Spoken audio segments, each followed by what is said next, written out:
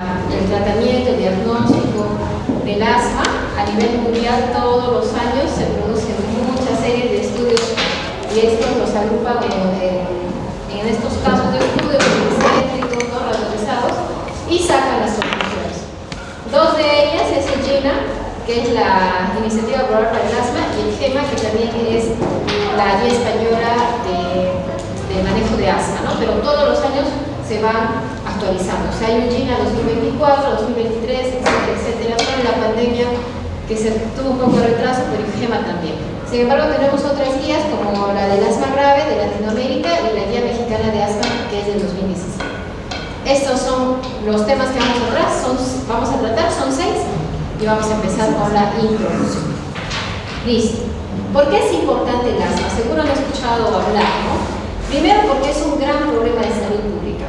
Uno, porque abarca muchas causas, muchos factores, ¿no? Tiene un complejo mecanismo fisiopatológico. No es fácil, ¿no? Vamos a ver cómo es que se desencadena, qué es lo que pasa para que una persona tenga asma y otra no. Entonces es un problema de salud global, afecta a 300 millones de personas en el mundo y estas no siempre tienen un buen acceso a salud, a servicios de salud, y eso es lo que puede empeorar cómo este paciente va a vivir con asma, ¿no? Sin embargo, las personas que pueden tener un buen acceso a los servicios de salud y que tienen cierto grado de instrucción pueden manejar muy bien el asma, controlar sin tener las exacerbaciones o las crisis asmáticas que diariamente se ven en las emergencias. Es una enfermedad que puede estar también acompañada de muchas comorbilidades. Y por último, la adherencia al tratamiento no es muy buena, que digamos. No sé si alguno de ustedes alguna vez escuchó decir que no usaran el inhalador porque se van a volver adictos al inhalador, ¿no?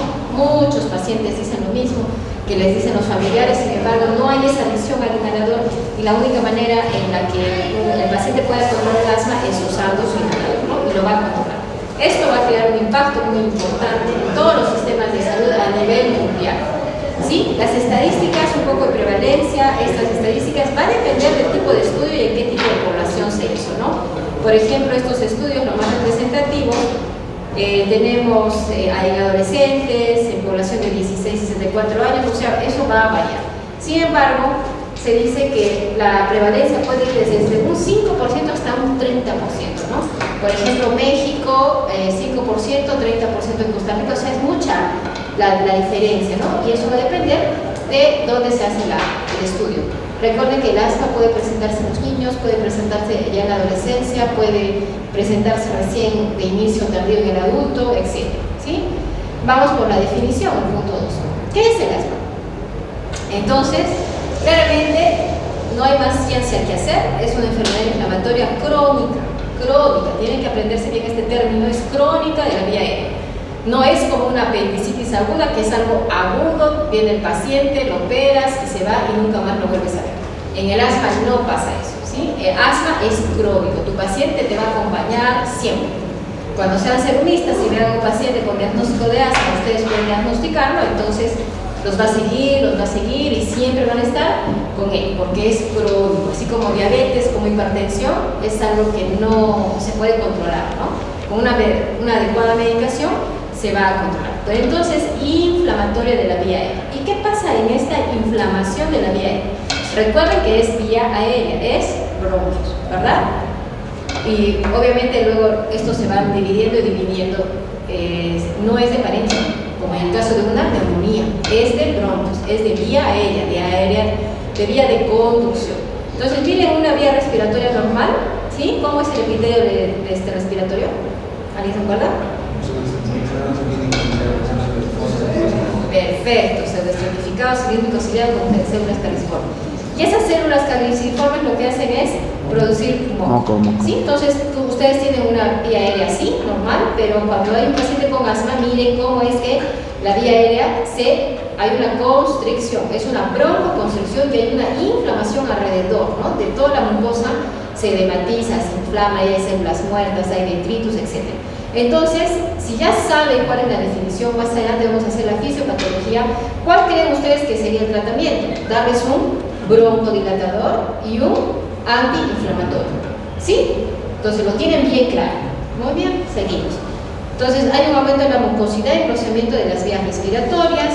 Esto va a llevar a una hiperreactividad bronquial, broncoespasmo o una broncoconstricción, y por ende hay una obstrucción de la vía aérea. Entonces en el paciente normal respira por este diámetro de bronquio, ¿no? De repente es un 2X, y cuando hay asma se convierte en un X. Entonces es más difícil botar el aire por una vía aérea pequeña, contraída, que botarlo por acá.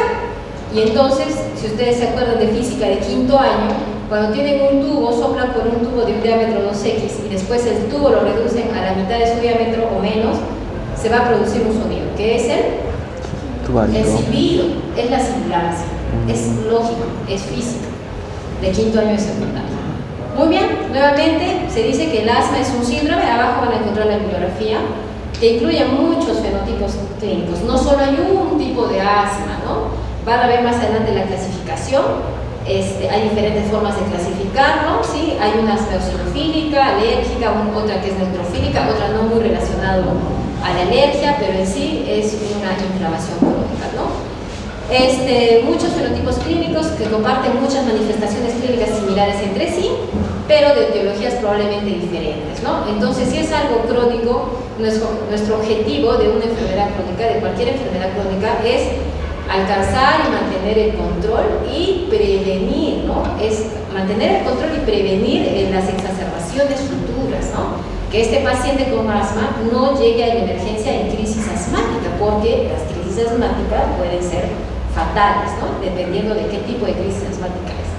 Muy bien, nos vamos a la etiopatogenia como tercer punto, y aquí vemos que ya hay factores genéticos que están estudiados, muchos tipos de cromosomas, brazos cortos, brazos muy largos, ¿sí? Que se han relacionado con mayor susceptibilidad para desarrollar asma, y también hay muchos factores ambientales, X factores ambientales, y entonces esto nos va a dar un fenotipo asmático. Y entonces, como hay muchos Tigers, nosotros pues, el paciente puede desencadenar de repente por olores fuertes, por ácaros, por polvos orgánicos, inorgánicos, por el estrés, por el tabaco, etcétera, etcétera. Entonces, por eso es una enfermedad un poco compleja, porque no significa solamente sacarle un Tigar, sino varios, ¿no? Y eso es lo que desencadena. ¿Por qué unos sí y por qué otros no? ¿Sí? Porque si aquí fuéramos 100, 5 de ellos, de los 100 que estamos acá, podrían tener asma, o hasta el 30% según otra literatura, ¿no? ¿Por qué ellos? Entonces esa es una respuesta del cuerpo humano, ¿no? Del cuerpo humano, que se llama idiosincrasia. Entonces miren ustedes, acá es una lista grande de todos los factores desencadenantes de síntomas, ¿no? O de agudizaciones del asma. Puede ser que un paciente esté ya con diagnóstico controlado, es muy buen adherente a su inhalador, pero de pronto entra a trabajar a una fábrica de alimentos porque es ingeniero de industria alimentaria, donde tiene que manipular de repente cereales, ¿sí? Qué sé yo, cuando empieza a exacerbarse, ¿no? Entonces, eso, por ejemplo, sería un asma ocupacional, porque está relacionado con el trabajo, ¿no? Muchos de los que manipulan la cochinilla, que vienen de la joya, esas industrias, vienen con asma, los que trabajan con la lana, el tejido, el hilado, los que trabajan en industrias farmacéuticas, etcétera, etcétera. Entonces, miren todo lo que...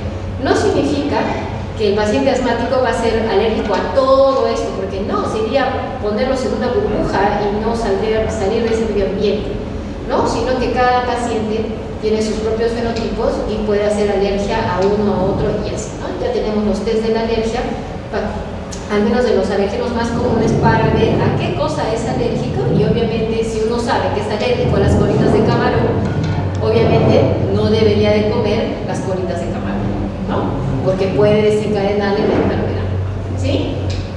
Muy bien. Entonces, y estos alérgenos en mayor o menor medida, cuando están con exposición al paciente que tiene predisposición, pueden hacer mayor o menor respuesta, ¿sí? Muy bien. Entonces, también tenemos, así se ha pasado muchas veces.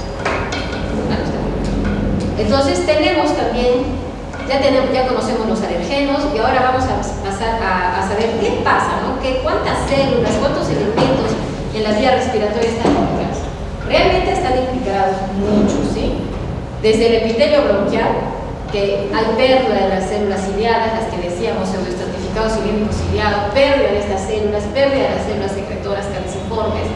Las células epiteliales van a ser muy sensibles a los cambios de su microambiente, ¿sí? Esto hace que de repente ya no tengan esos cilios que pueden arrastrar los diversos microorganismos, y entonces van a ser más, las personas más propensas a enfermar de procesos virales, respiratorios, ¿no? O de gérmenes atípicos.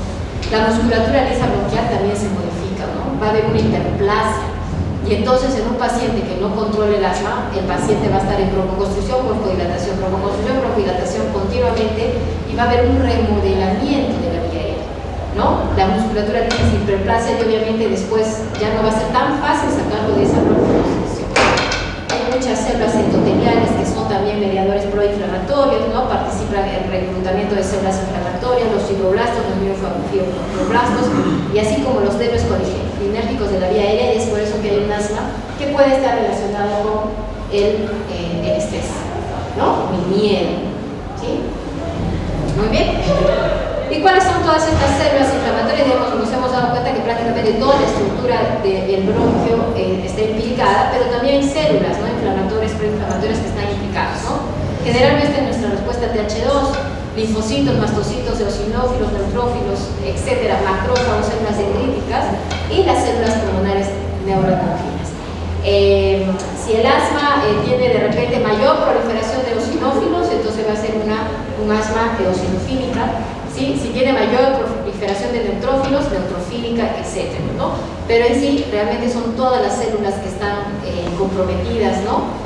Ahí está este desequilibrio en la relación de la respuesta inmune, y entonces hay una hiperrespuesta proinflamatoria e inflamatoria que nos lleva a esta respuesta anatómica que vendría a ser la contracción del músculo liso bronquial, por lo tanto hay una broncoconstricción, ¿sí? Respuesta de muchos mediadores y neurotransmisores, hay un edema de la vía respiratoria, hay una hipersecreción de moco, y hay cambios estructurales de la vía respiratoria cuando ya es una enfermedad mucho más crónica de larga data y el paciente no se controla adecuadamente.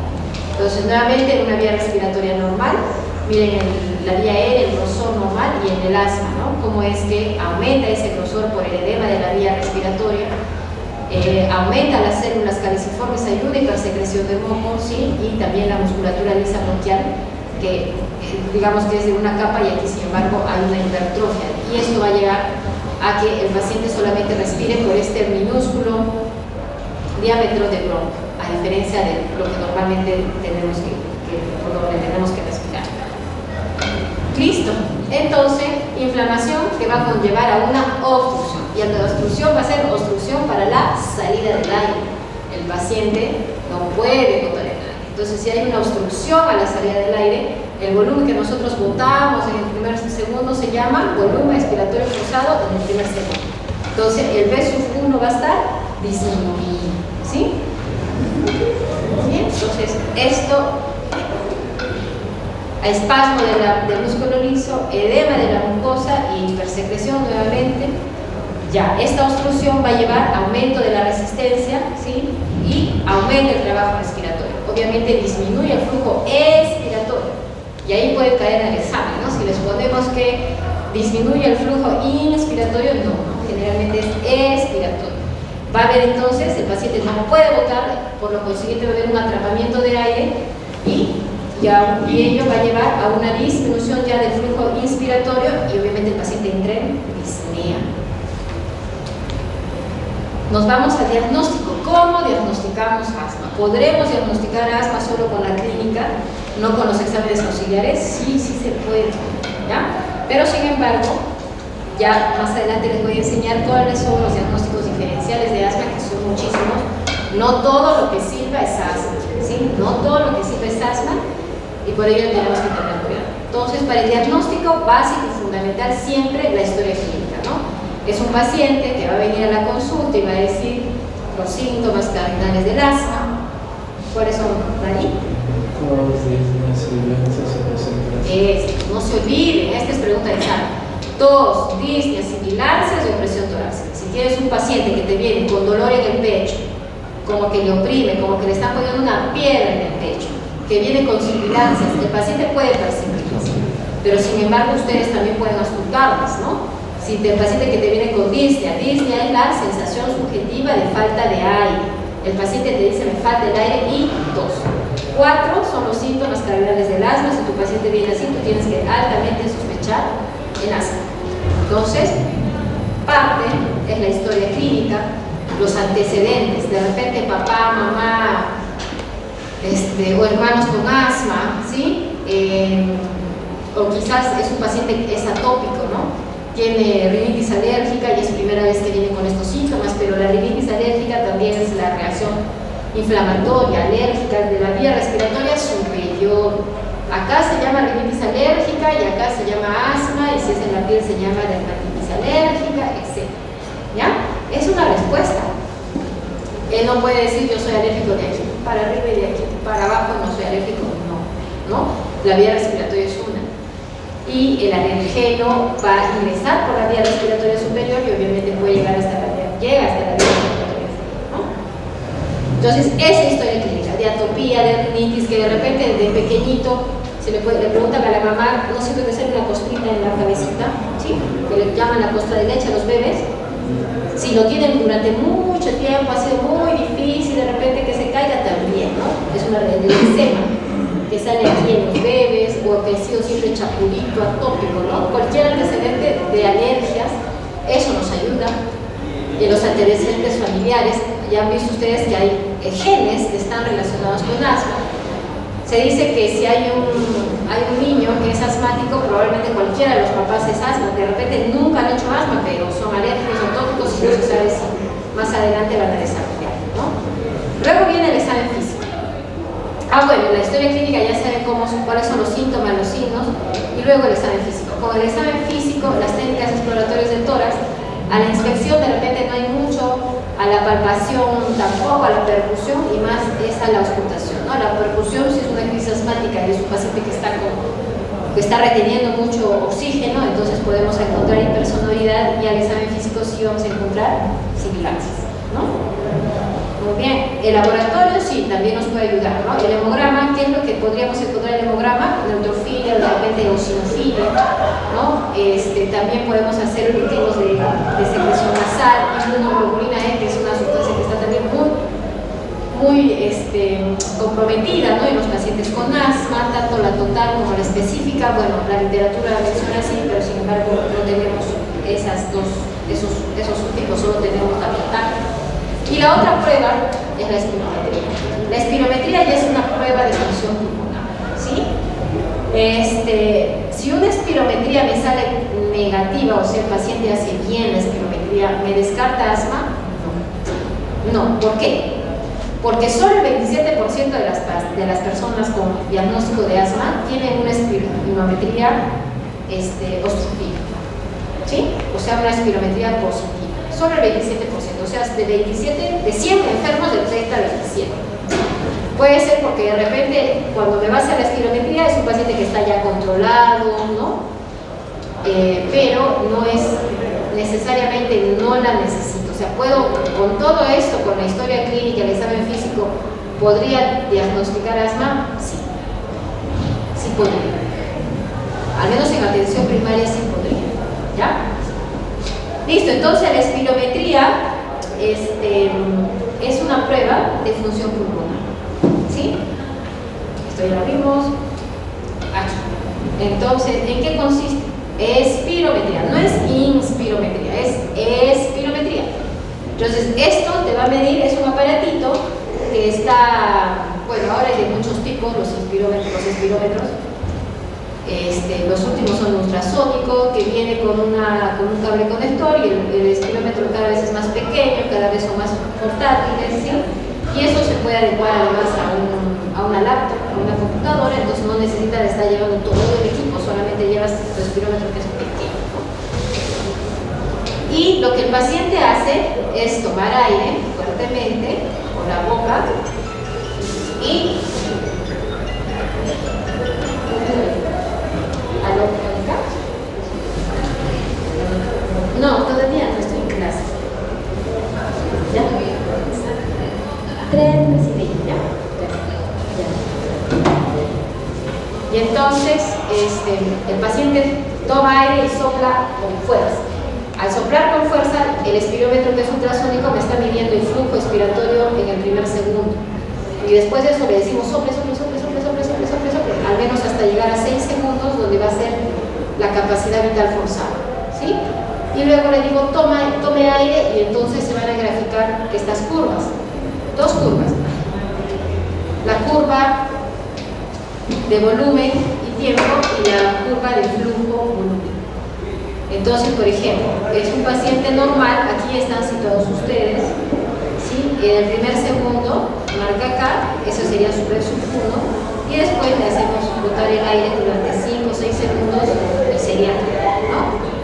Un paciente con asma, siempre van a estar disminuidos los volúmenes, al menos en el sub 1. Miren hasta dónde marcaría, aquí también, ¿no? Tanto con el pre-broncodilatador, y entonces después de hacer el broncodilatador, este sub 1 debería de mejorar. Estoy usando el broncodilatador, estoy dilatando los bronquios que están cerrados, y debe de mejorar, ¿sí? Entonces ya hay criterios para ver cuánto debe de mejorar para que nos dé diagnóstico de asma, pero no muchos cumplen esos criterios. Por eso es que la espirometría no es una prueba netamente necesaria para el diagnóstico. A diferencia de EPOC, no sé si han hecho la clase de EPOC, pero en EPOC sí necesito una espirometría para el diagnóstico. Sí o sí, porque el EPOC me va a decir que es obstructiva. A diferencia de asma, no. ¿Ya? Y la otra diferencia entre EPOC y asma es que el asma puede revertir con el broncodilatador, vuelve a su normalidad, y el no, sigue obstruido después del inhalador. Por eso es una enfermedad pulmonar obstructiva. Muy bien, entonces, y la otra curva es flujo y volumen. Igual, el flujo en el primer segundo es toda una espiga, y luego de eso ya va bajando, ¿no? Según el tiempo que va pasando, y el volumen también va bajando. Recuerde usted que el máximo volumen que bota el paciente es en el primer segundo. Y luego en los 6 segundos, ¿no? Que sigue botando. Esta es la curva expiratoria y esta es la curva inspiratoria. Yo le digo al paciente, ya, tome aire, y el paciente toma. ¿Ya? Entonces, la curva flujo-volumen en un paciente con asma sería cóncava. ¿Sí?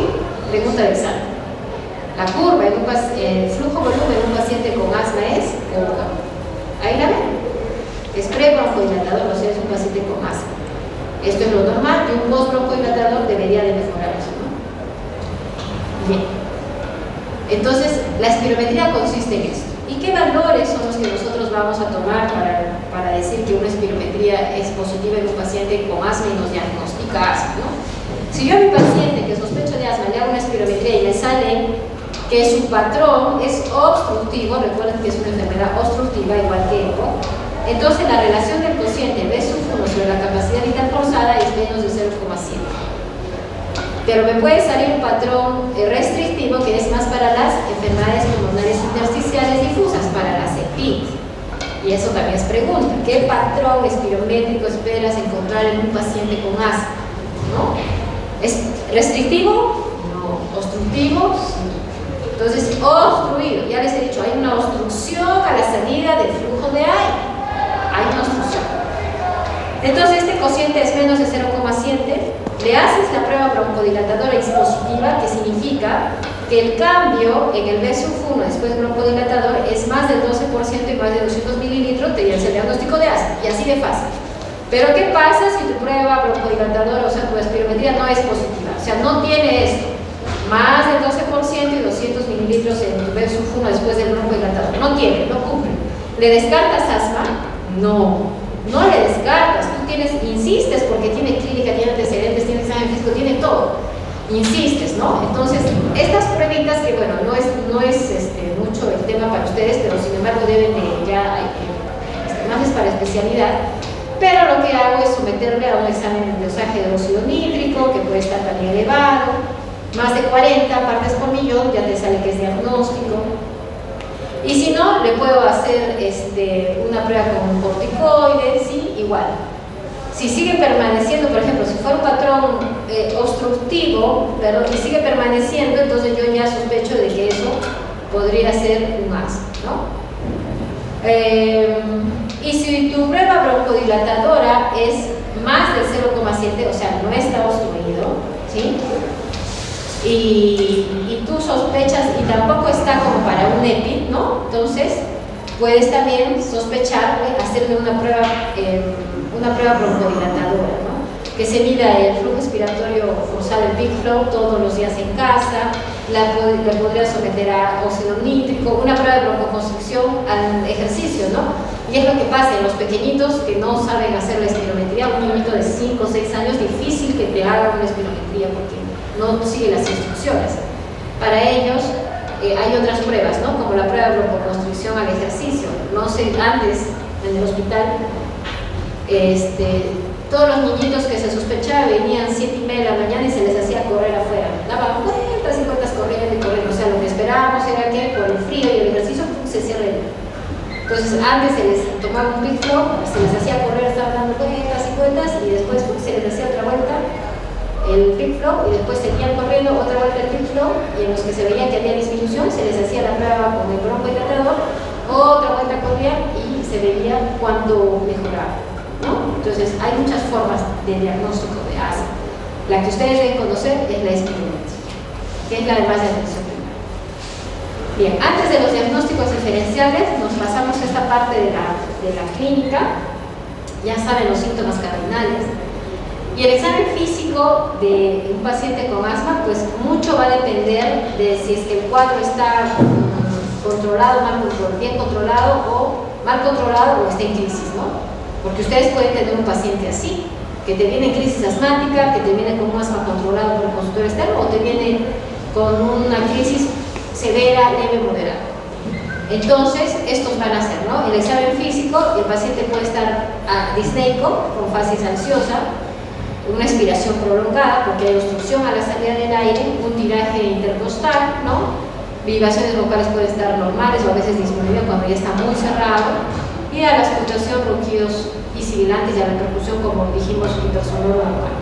Sin embargo, si este cuadro se exacerba mucho y el paciente te viene en crisis, pues está muy disneico, muy irritable, está cianótico y está tan cerrado que ya ni entra ni sale aire, hay un silencio auscultatorio y es un paciente que puede estar próximo a la parada cardiorrespiratoria, y este paciente tiene que ir a una unidad de shock trauma, ¿no?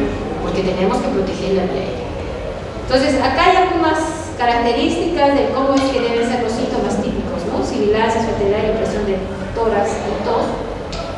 Los pacientes generalmente manifiestan que eso es más de uno de estos síntomas. Pueden aparecer de forma variable, pero generalmente es bien en la noche o en la madrugada, y ellos mismos te lo cuentan, ¿no? Todo el día estoy tranquilo y empiezo a toser en las noches, y en las madrugadas también empiezo a toser. Pueden aparecer o empeorar por la noche al despertar, pueden ser desencadenados por el ejercicio, a veces por la risa, a veces por algunos alergenos, el humo del tabaco, el frío aire, etc. Y también muchas veces lo precede una infección viral y se quedan con esto, ¿no? Se quedan con esta tos, con esta opresión, y vienen y dicen, sigo con gripe, no se me cura, ya he recibido varias cosas, pero estoy un mes tosiendo. Bien, y como les dije que no todo lo que sirve es asma, ¿cuáles son los diagnósticos diferenciales? Tenemos toda una lista, tanto de enfermedades de la vía aérea superior, de la vía aérea inferior y también de la vía aérea baja.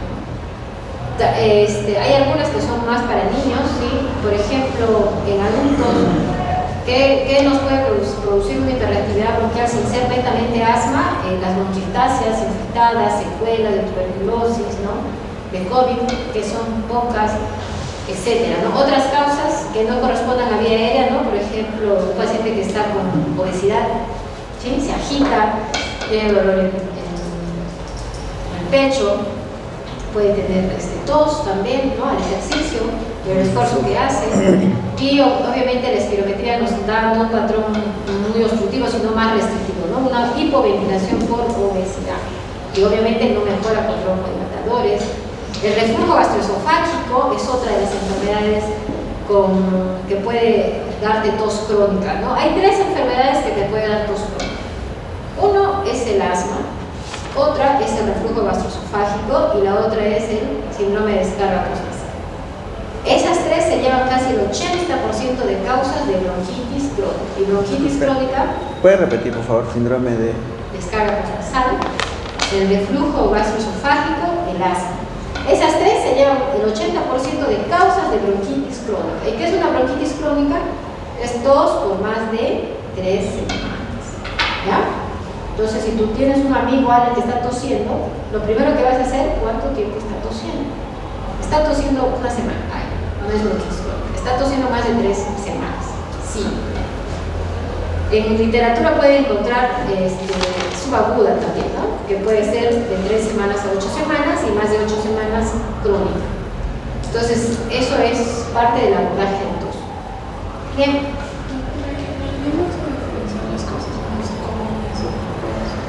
Depende del edad.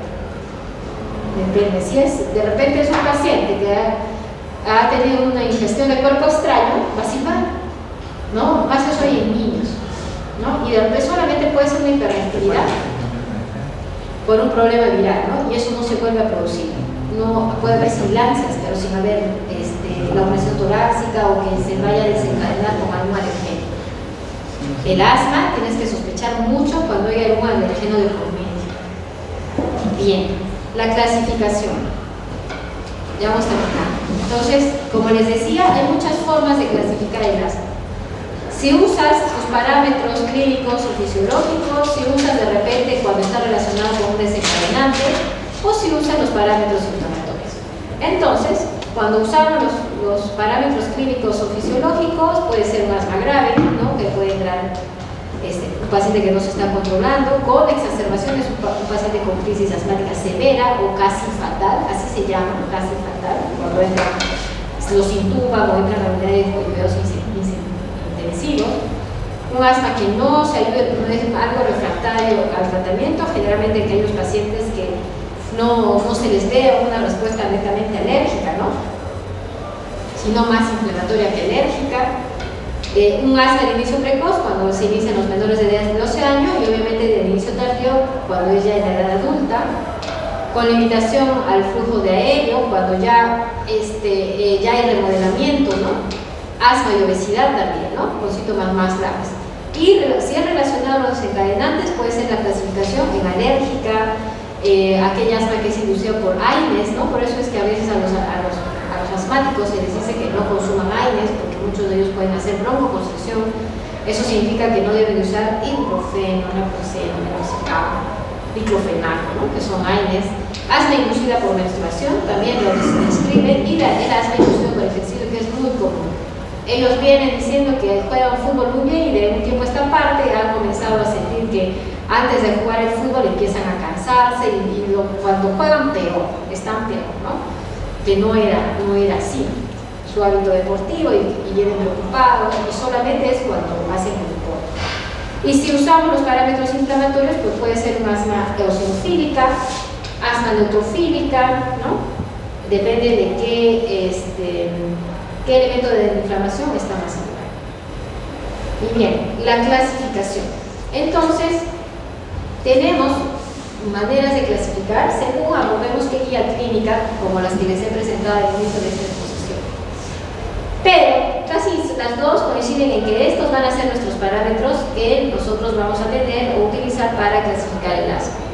Entonces, vamos a ver o preguntar sobre los síntomas diurnos, sobre los síntomas nocturnos, sobre qué medicación de alivio usa o cuántas veces a la semana usa, qué tanto limita la actividad diaria, si tenemos la oportunidad de hacer un Mesofun o un Big Flow y cuántas veces se está exacerbando al año. Todos estos 6 parámetros hay que preguntar al paciente. Es tan bueno, él no va a saber, pero sin embargo nosotros podemos hacer un Big Flow.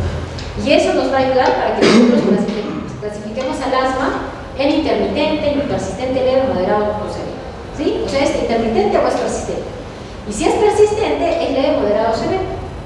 Entonces, si un paciente, por ejemplo, no tiene síntomas diurnos o menos de 2 a la semana, sería un intermitente. Y si aumenta, pues va a ser persistente, leve, moderado o grave. Si tiene continuos, varias veces al día se está exacerbando, eso es un persistente grave.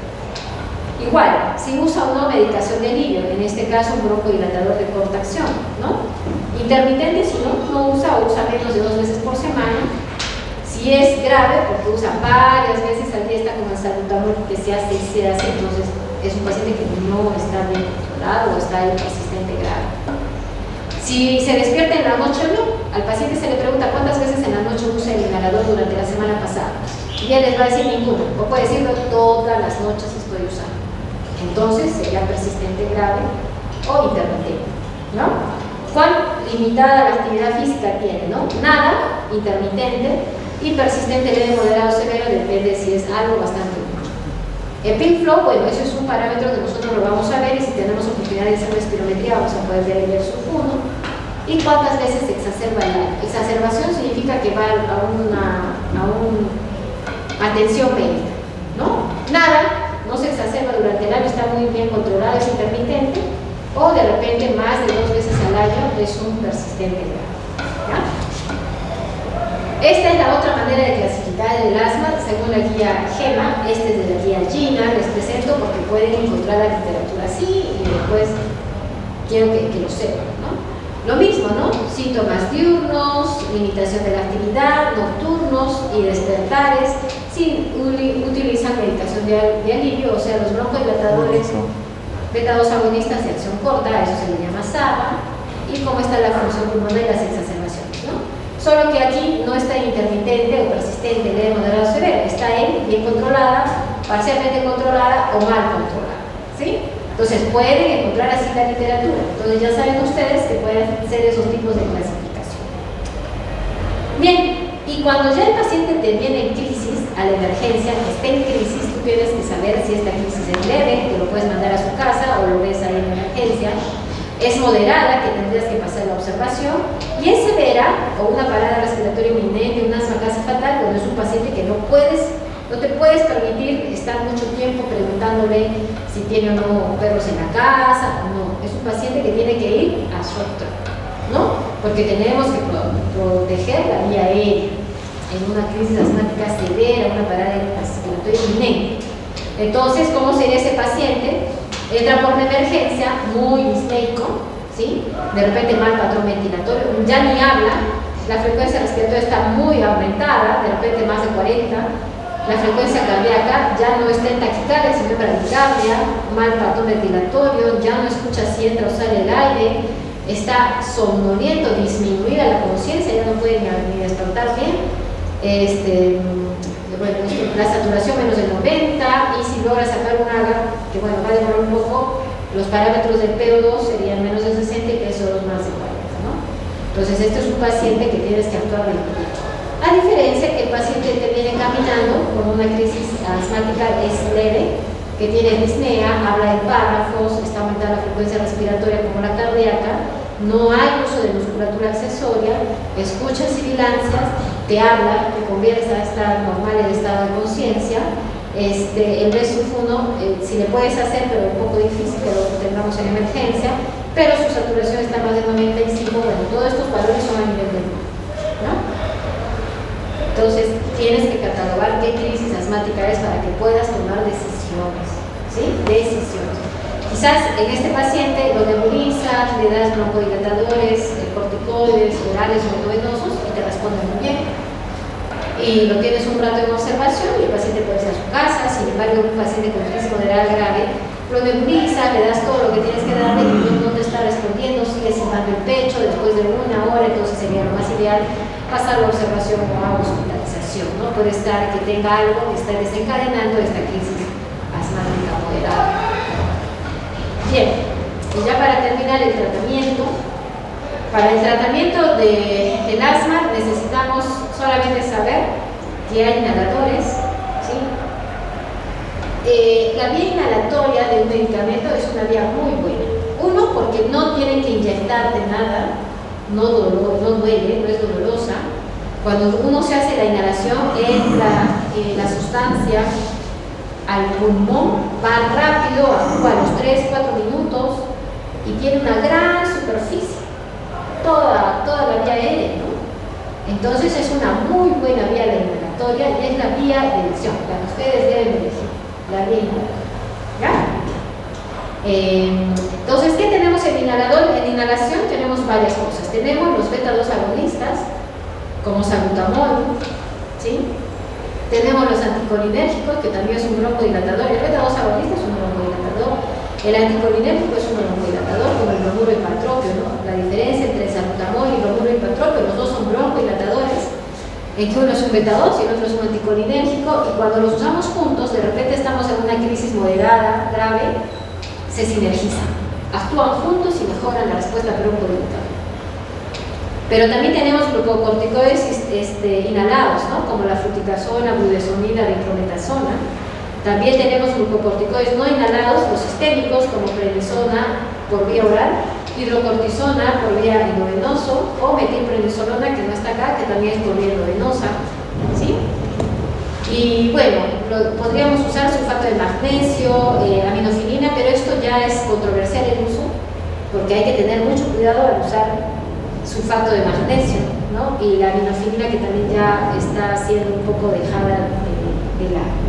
Entonces, en relación a cómo vienen nuestras presentaciones de los inhaladores, o mejor dicho, qué características tienen, los inhaladores son de acción corta y acción larga. Acción corta significa, por ejemplo, esta.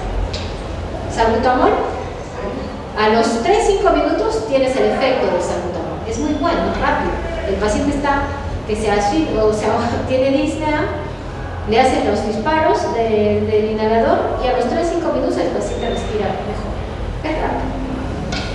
Sin embargo, solo puede durar 4 horas en el último. No dura más, se va. Entonces tienes que volver a repetir las inhalaciones y en casa tienen que hacerlas 4, 3, 5 veces o 6, ¿no? Dependiendo del estado del que viene. Sin embargo, tenemos broncodilatadores, salbutamol es un broncodilatador de acción larga, que dura 12 horas, ¿no? O 24 horas. Salmeterol, bilaterol, ¿no? Duran mucho más. Aquí, por ejemplo, ¿no? Acá salbutamol dura 350 minutos, formoterol, salmeterol o bilaterol dura mucho más. Entonces, un paciente que puede hacerse 1 o 2 disparos al día y está cubierto.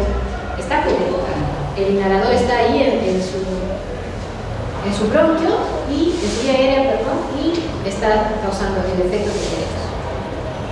Muy bien, hay varios tipos de inhaladores. He traído aquí 2 para que lo vean. Y de esto va a depender, ¿no? ¿Qué respuesta quieres de tu paciente? ¿Qué tipo de pacientes? A veces podemos usar de acción larga y de rescate de acción corta, sí podemos usarlos. Bueno, eso es en relación a los broncodilatadores. Y los inhaladores glucocorticoides, tenemos estos, budesonida, diclometasona, fluticasona, los más principales, ¿no? También, y en inhalación lo que tenemos son a dosis baja, a dosis media y a dosis alta.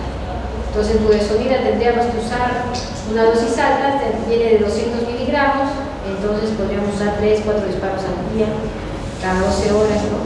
Igual que diclometasona o fluticasona. La fluticasona tiene un poquito menos de dosis, ¿no? Que podemos usar, igual que diclometasona, por eso se usa un poco más para obtener una dosis alta. Y de eso va a depender el tratamiento.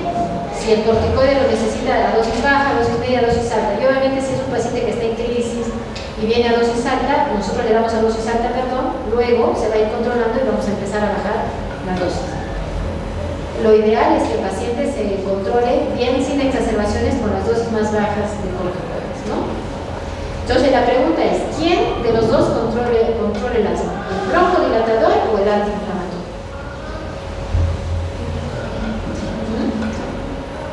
Control. El antiinflamatorio. El antiinflamatorio. Por eso les decimos, no suspenda, por favor, su budesonida, su diclometasona, su fluticasona, no suspenda. Quizás el broncodilatador sí, porque mientras haya menos efecto inflamatorio, el bronquio ya no se va a cerrar, ¿no? A diferencia de que sí necesitamos el efecto antiinflamatorio que sea largo.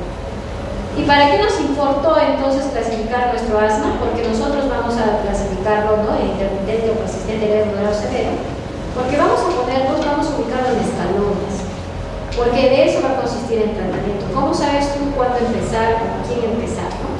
Y de eso se tratan estas guías, la guía Gina, por ejemplo, que es la más usada y que, bueno, va cambiando mientras van apareciendo más estudios, etc. Y tenemos estos pasos, ¿no? Escalones 1, 2, 3, 4 y 5. Obviamente, tu paciente debería empezar en el 1, si no mejora el 2, el 3, el 4, el 5 ya es terapia biológica, antilocotrigenos, el 4, etc. ¿no? Esto significa dosis bajas de corticoides, medias, altas, ¿no? Y también puede ir regresando hasta tenerlo controlado, ¿ya? Entonces, ¿con qué empezamos? Esta guía es todavía un poco, esta es pasada, pero sin embargo, esta es una de las más recientes. Si se dan cuenta es el mismo cuadrito, pero ahora juntaron el STEPS 1 con el 2, pero siguen siendo los mismos escalones. Lo que cada vez se quiere es que usemos menos inhaladores de acción corta. En el mejor de los casos, no significa que no, el salbutamol no sirve no para nada. Sí sirve. Solo que el paciente se va a controlar mejor con un inhalador, un broncohilatador de acción larga. Eso ya se está viendo. Tiene mejor adherencia terapéutica. Entonces, si tu paciente está con un intermitente o persistente leve, podrías empezar en el STEP 1 y 2, que es corticoides, es corticoides inhalados, ¿sí? Más formoterol, que es un broncodilatador de larga acción, ¿no? De aquí, por ejemplo, antes, en el GINA del 2017, 15, 14, mirabas que el STEP 1 era broncodilatador de acción corta, ¿no? Y eso se ha ido modificando, y entonces empiezas ahora con un larga, formoterol, más tus corticoides inhalados, ¿no? Y puedes usar rescate también. Este mismo inhalador de acción larga más corticoides inhalados también lo puedes usar de rescate. Esta es la guía del 2023. Sin embargo, años atrás se decía que de rescate tenías que usar el salbutamol, o sea, de acción corta. Y esto ha ido cambiando. Y obviamente las terapias biológicas cada vez se ven mejor estudiadas, ¿no?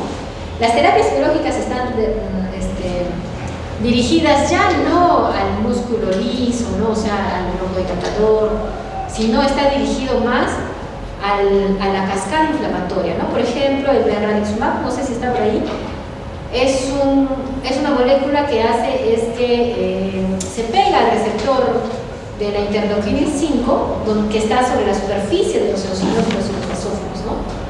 Y evita que haya esa proliferación y por ende evita que haya esa respuesta, ¿ya?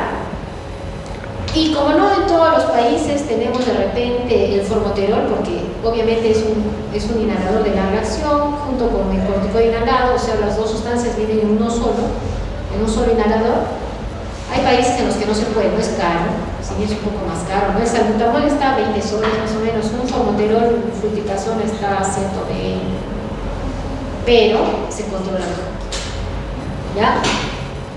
Sin embargo, no significa que una persona que no pueda conseguir esto no vaya a usar salbutamol o fluticasona, sí puede.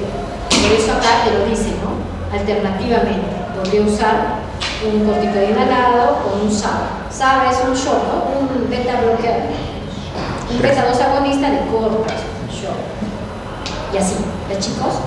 Entonces, si tu paciente está en intermitente, no te vas a ir al paso 5, pues, ¿no? Tienes que empezar en el paso 1 y ahí, ¿no? Si está en persistente, moderado, grave, severo, entonces ya puedes venirte de frente al 3 y así, ¿no? Y obviamente ir disminuyendo las dosis del corticoide con lo que mejor esté controlado. Este redondito, chicos, es muy importante. Se repite en todas las guías, mira, la del 23, esta es mucha más antigua, sigue el mismo redondito, ¿no? Esto no va a cambiar. Y eso es algo que tienen ustedes que saber muy bien. ¿Por qué? Porque en esto consiste, ya les he dicho que el asma es una enfermedad crónica y es un paciente que vas a estar evaluando, vas a estar ajustando la dosis, vas a estar revisando. Viene hacia el siguiente control, evalúas, al siguiente control ajustas dosis, así revisas y así. Todo esto siempre. ¿Qué vas a evaluar? Primero, si el paciente cómo va. Si ha mejorado, lo más probable es que tu paciente sí, pues tenía un asma, así no tengas espirometría, no tengas placa de Torres, no tengas nada, pero le diste tratamiento y mejoró. Entonces, sí, tengas la certeza de que sí, tu paciente estaba haciendo una broncoconstricción y le estabas dejando broncohilatadores. Tienes que controlar los síntomas, los factores de riesgo, ¿no? Si ya sabes cuáles son todos los alérgenos que pueden ocasionarle, tienes que preguntarle cuál es su factor de riesgo, ¿no? Y a él mismo, decir, ¿hay alguien que fuma? Sí, mi esposa fuma. Perfecto, entonces tiene que dejar de fumar. O en los niños, ¿no? Si los padres fuman, lo siento, el niño va a estar siempre con asma hasta que no deje de fumar, ¿no? Y si es que han visto que con ese humo del tabaco, que es uno de los principales alérgenos, el paciente se excede. Si es que hay comorbilidades, si está sobrepeso, tiene que bajar de peso. Tienes que ver cómo usa el inhalador, ¿no? Uy, si vieran, chicos, nosotros hemos visto tantas formas de usar el inhalador que se ríen. Ah, no sé si han visto esta del doctor House.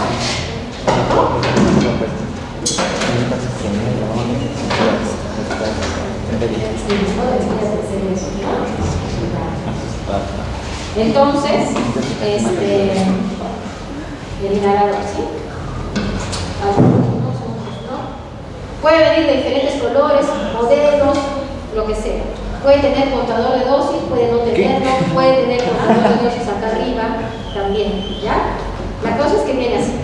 Este es un Serotina, tiene 124 dosis, entonces el inhalador se agita 6-7 veces, se saca la tapita. Puede venir inhaladores que tienen la tapita ahí colgada, no importa. De todos colores, sabores y colores. Todo, ¿ya? Y mire, ¿ve? Sí, ¿no? El disparo, el puff. Esto se llama un puff, ¿ya? Entonces, tienes que explicarle al paciente, darte el tiempo de cómo debe usar el inhalador. Esto es una aerocámara. Las aerocámaras ahora también ya hay mejores. Esta aerocámara, el inhalador va a venir acá, tiene, miren, cabe aquí, justo. Todos los inhaladores van a tener esto, eso sí, eso es universal, porque va a caber eso. Las aerocámaras pueden ser de niños, pueden ser de adultos.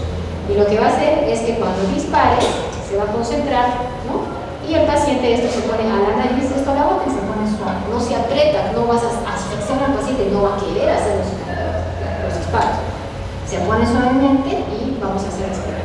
Ahora, esta cámara, porque es de plástico, tiene una carga electrostática en las paredes. Entonces, si yo hago el disparo, probablemente parte del producto se va a quedar adherido a las paredes. Entonces, para eso también ahora hay aerocámaras que ya no tienen esa carga electrostática, que son mucho más pequeñas, que se pueden llevar en la cartera, que cuando se hace el disparo hay un silbidito que uno escucha, el paciente escucha y sabe que está aspirando, pero también es más caro. Esta aerocámara estará 15 soles, 10 soles, y la aerochamber, que son de las nuevas, estarán 100 soles. Hay de todos los precios, chicos. Si pueden comprarla mejor, ¿no? Menos carga electrostática, hay muchas ventajas, ¿ya? Pero bueno, esto entonces el paciente agita y se coloca la aerocámara. Antes se le podía hacer directo a la boca, pero ya se recomienda que use la aerocámara. Aquel paciente que sabe hacerlo directo a la boca ya se acostumbra así, perfecto, no tose, no se atora cuando se hace el inhalador, que siga así. Pero aquel nuevo que recién va a empezar, mejor es que use la aerocámara, porque esto espacea. Espacea el producto y el paciente se lo coloca de manera que se dispara y el paciente por la boca toma el aire suavemente y tranquilo sin apurarse. Sin embargo, cuando se lo ponen a la boca, el hecho de coordinar entre el disparo y la aspiración no puede. Muchos tosen, vomitan y no quieren. Y esa es una parte de la falla de la adherencia del tratamiento, ¿ya? Entonces, las formas de usar la aerocámara y el inhalador correctamente. Se agita 6-7 veces, se coloca así. Antes de colocar la aerocámara, yo tengo que decir al paciente que tome aire, por la nariz o por la boca, y que bote el aire. Si yo boto el aire, mi pulmón está vacío, ¿verdad? Boto todo el aire, mi pulmón está vacío, entonces yo me voy a poner la aerocámara y voy a tener necesidad de tomar aire. Entonces, me pongo la aerocámara porque he botado todo el aire y ya se dispara. Apenas estoy disparando por la boca, aspiro hasta el fondo. Puedo retenerlo, me quito la aerocámara, se cierra la boca y en mi mente cuento hasta 6-7. Lo puedo retener ahí y esos 6-7 segundos está haciendo todo el efecto y luego boto lo que quiero. Puedo hacerlo así. Si el paciente no puede, entonces toma aire, bota el aire, se coloca la aerocámara, dispara y respira por la boca. Lento durante un minuto. Depende de qué paciente lo haces. Si es un abuelito que no puede tomar ni botar, ni colocarse, no puede el abuelito, entonces nada, le dices nada más, se coloca la aerocámara, dispara y respira lento durante un minuto. Que esté ahí con su aerocámara tomando aire por la boca. Y después que se haga el otro. ¿Sí? No sé si será el mismo tratamiento, pero en general vi que estaban tratando a un abuelito con una botella de 3 litros y en la puerta general tenían... Ya, es que a veces no hay aerocámaras. Si el CIS no te da la aerocámara, tienes que hacerte una aerocámara. Cuando yo era interna, nos teníamos que hacer aerocámaras de las botellas, ¿no? Me cortabas por los dos laditos, me cortabas y la parte del piquito la adaptabas por este lado, le cortabas un poquito más, la cosa es que te entraba. Y le ponías un montón de esparadrapo al ladito para que no se fugue por ningún lado y le entrabas. Y en este ladito me hacías. Cuando no hay, y en su segundo no crean ustedes que van a tener selectivo, no chicos, ustedes van a trabajar con salbutamol y beclometasol, eso les digo, y sin aerocámara. Entonces tienen que ingenierse. Si son jefes de establecimiento, ustedes van a ser jefes de establecimiento cuando sean seguros. Tienes que pedir, ¿sabe qué? No tengo aerocámaras, te necesito de niños, de adultos, necesito, a veces ni salbutamol de repente van a tener. No. Entonces, tienen que llévense sus cositas a su según, su oxitocina, su codeína, esas cosas. O comprarse un interino. Y muchos serum hacen sus gestiones, a veces llegan a Arequipa y se compran todo un arsenal de aerocámaras, se lo llevan y ya, y después como un municipio, qué sé yo, ¿no? Que les devuelvan el dinero. Pero si has visto así es porque probablemente de repente no había.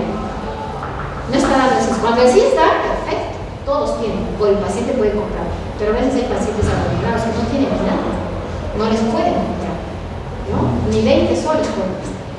Entonces tenemos que tratar pues, de ser muy colaboradores. Entonces está bien, ¿sí?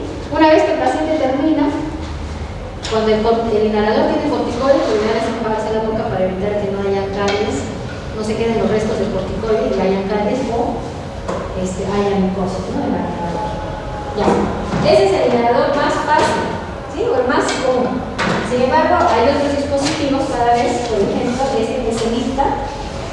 Y también hay otros que vienen con pastillitas, con cápsulas, ya no es el disparo, ¿no? Entonces hay inhaladores de polvo seco, como por ejemplo este ya no tiene como este, ya no tiene,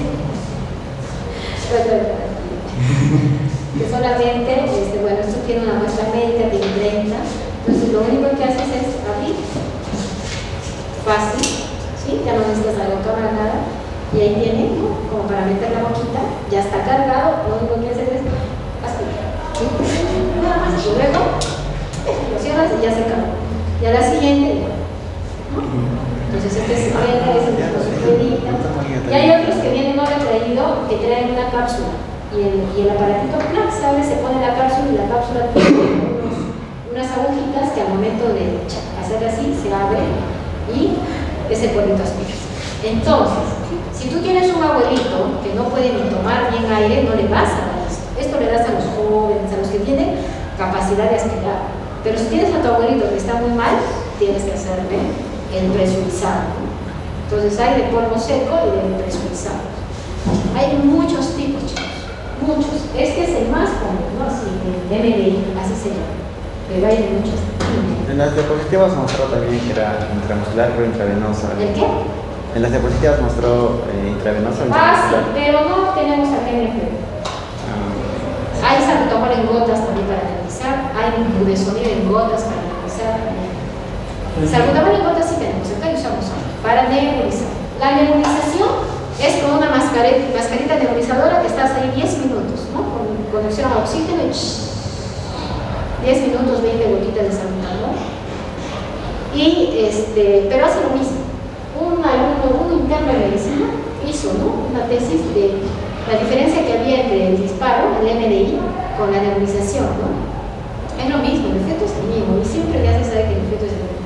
Solo que el paciente cuando te viene que te falte el aire, es feo que te falte el aire, entonces cuando tú lo nebulizas se siente un poquito más aliviado, pero es percepción del paciente, porque al final el mismo efecto lo ¿ya? Y obvio es que acá las secreciones te humedecen. ¿Ya? Entonces, para terminar, chicos, no se olviden de este redondo, que es muy importante. Estábamos viendo la parte de la técnica del uso inhalador y la adherencia al tratamiento. Tienen que explicarle a su paciente en qué consiste el asma. Se cierra y se inflama. Hay pacientes que solo usan salbutamol y nunca usan corticoide y vienen y dicen, no sé, no me hace nada, no, nada. Obvio, porque no está usando el antiinflamatorio, no está usando el corticoide, ¿no? Es lógico, ¿sí? Y entonces, si no usas el corticoide, ¿cómo esperas controlarlo? 3 meses más efecto. Y otro es que hay que ver los objetivos del paciente, ¿no? Tratar los factores de riesgo, ajustar la medicación. Si tu paciente viene y está muy bien controlado, disminuye las dosis. Y nuevamente, si viene y se ha exacerbado, revisas, ¿no? ¿Qué está pasando? De repente empezó a fumar. Y así. ¿Ya, chicos? Había un cuadro, Entonces, los objetivos del tratamiento es controlar los síntomas, tanto diurnos y nocturnos, y que no haya exacerbaciones, que no haya pérdida de la función pulmonar, que no tenga remodelamiento de la vía aérea y que no haya efectos adversos de la medicación también. El salbutamol puede ocasionarte un poco de taquicardia, palpitaciones, hay personas que lo perciben muy bien y también temblores, ¿no?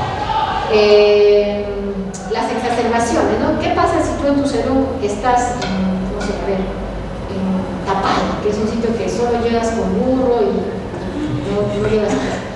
Se exacerba tu paciente con asma, pero tu paciente no vive ahí en Tapaya al lado de tu posta, sino vive a 1 hora caminando. Entonces, en ese paciente tú le tienes de que decir, ¿no? Si tienes síntomas, te molesta, te vas a hacer los disparos de salbutamol de rescate. O sea, tienes que explicarlo, tratarla, que él mismo pueda tratar esa situación en la noche, de repente en su casa, y ya al día siguiente acudir a un servicio sano. Entonces, es importante educar a tu paciente, decirle en qué consiste el asma y qué tiene que usar. Necesariamente. Monitorizar la severidad, ¿no? Evitar la exposición a factores de riesgo. Si fuma, que deje de fumar.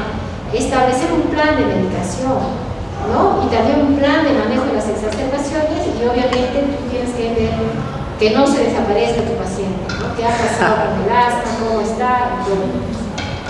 Listo. Eso sería todo. Si tienen alguna duda, Las evaluaciones, ¿cada cuánto tiempo se deben hacer? ¿las qué? Evaluaciones. Las evaluaciones depende de tu paciente, pero idealmente cuando un paciente está en crisis, porque va a venir a ti cuando está exacerbado. Sí. Cuando está controlado, de repente en un caso lo puede hacer, ¿no? Pero va a venir cuando está controlado, exacerbado. Entonces, si es una crisis leve, de repente le vas a dar 5 días de tratamiento y que venga. Y siempre indicarle las señales de alarma, porque una crisis leve puede convertirse a severa en casa, ¿no? Siempre darle las pautas de alarma y así. Si cada vez la crisis es más, o la crisis es más severa, entonces tendrás que controlarlo a las 48 horas. Y si es un paciente que ya está muy bien controlado cada mes, cada 2 meses, dependiendo. Si es un paciente que necesitas bajar de la dosis de corticoide porque estás usando altas dosis y ya se controló, le bajas a la mitad de las dosis y luego de eso lo vuelves a citar para seguir bajándole las dosis de corticoide y que se mantenga con la dosis mínima que esté controlada, ¿no? ¿Alguna duda, pregunta más? Entonces, cuando vean esto, ya saben qué es. Cuando vean un inhalador, ya saben qué es. ¿Sí? Cómo usarlo. Hay muchas. Uy, ni siquiera los pacientes. ¿Cómo usarlo? No le sacan la tapa. Lo ponen de cabeza. Y en el doctor House, ¿no? Se lo hacían.